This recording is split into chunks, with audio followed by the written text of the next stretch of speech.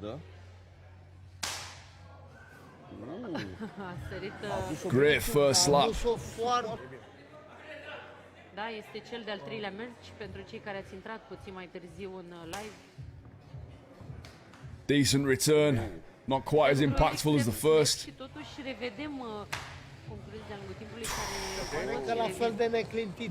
Dude, his head almost spun round. Da.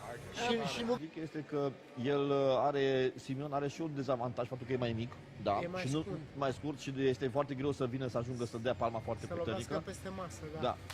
Oh, man! Au!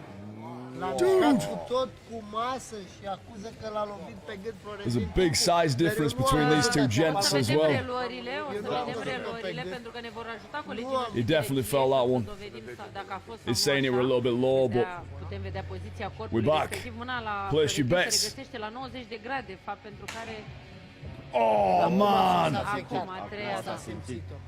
E normal. E și This one is normal. absolutely brutal. Încă două lovituri atât de puternice. RXF slap fighting.